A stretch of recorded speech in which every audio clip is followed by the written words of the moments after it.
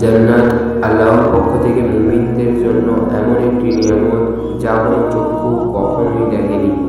সোজা কথায় জান্নাতের তুলনা কেবল জান্নাত, দুনিয়ার কোনো কিছুই তার সঙ্গে তুলনা হয় না।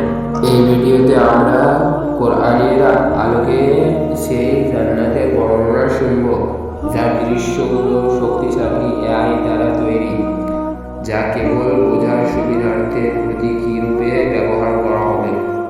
ভয়াবহ হাসরের ময়দানে যখন মানুষের প্রতিটি কর্মের হিসাব নেওয়া হবে, তখন কারো হিসেবে জান্নাত বা কারো হিসেবে জাহান্নাম লেখা হবে।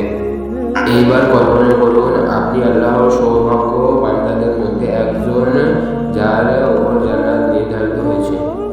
আপনি দাঁড়িয়ে আছেন জানালার কাছে, চিরশান্তির জীবন আপনার জন্য অপেক্ষা করছে। কিন্তু ভেতরে ঢোকার আগে আপনাকে সম্পূর্ণভাবে পরিপূর্ণ হতে হবে। আপনার শরীর থেকে দুনিয়ার সব অবশিষ্ট দূর করতে হবে। তখন আপনাকে এক বিশেষ নদীতে গোসল করানো হবে। সেই নদীর পানি আপনার দুর্বলতা দূর করে ফেলবে এবং আপনার ত্রুটি দূর করে ফেলবে। আপনার শরীরের রোগ অদৃশ্য হয়ে যাবে, ফলে দাড়ি, ক্ষোভ, এমনকি শরীরের অন্যান্য পশমও অদৃশ্য হয়ে যাবে। ফলে আপনি হবেন 33 বছরের টকবকে সুদর্শ মানুষ। কিন্তু আপনি এখনো পুরোপুরিভাবে প্রস্তুত নন, এখনো কিছু ধাপ বাকি আছে।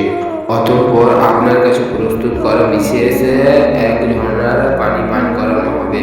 ফলে আপনি হবেন ভিতর থেকে এবং বাইরে থেকে পুরোপুরিভাবে জান্নাতের জন্য প্রস্তুত। তারপর আপনি দাঁড়াবেন সেই ফেরেশতার কাছে, যার কাজ হলো আপনার জন্য দরজা খুলে দেওয়া। তার নাম হলো রিদওয়ান। যাই হোক, জান্নাতের দরজার কথা বলতে গেলে জান্নাতের মোট 8টি দরজা রয়েছে।